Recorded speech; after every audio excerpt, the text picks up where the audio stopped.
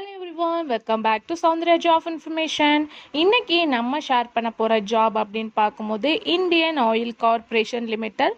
So இதுலேருந்து வந்திருக்க recent notification 2024 பற்றி தான் இந்த வீடியோ நம்ம ஷேர் பண்ண போகிறோம். ஒன் பை ஒன் என்ன அப்படின்னு பார்க்கலாம்.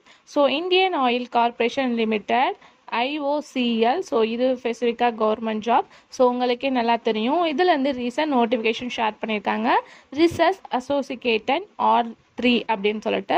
ஸோ இதில் நிறையா கேட்டகரிக்கு போஸ்டிங் வந்து ரிலீஸ் பண்ணியிருக்காங்க. ஜாப்க்கு அப்படி என்ன வந்து குவாலிஃபிகேஷன் படிச்சிருக்கணும் அப்படின்னு பார்க்கும்போது micro biology, biochemistry, biotechnology, background and experience, biochemical conversation அப்படின்னு சொல்லிட்டு ஒரு மெடிக்கல் ஃபீல்டு ரிலேட்டட் தான் வந்து கேட்டிருக்காங்க. ஸோ ஆல்ரெடி மைக்ரோ பயாலஜி, பயோகெமிஸ்ட்ரிலாம் நிறைய பேர் வந்து படிச்சிருப்பாங்க.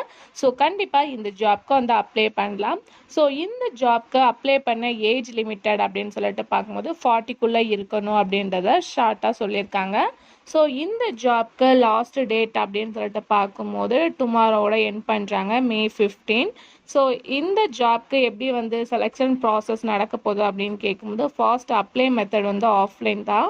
இந்த அப்ளைக்கு என்னென்ன கேட்டகரிஸ் இருக்குது அப்படின்னு பார்க்கும்போது SC, ST, ex service man, BWDக்கு வந்து எந்த வித ஃபீஸும் கிடையாது. மற்றவங்களுக்கு 600 பே பண்ணி தான் ஆஃப்லைனில் வந்து நம்ம அப்ளை பண்ணணும்.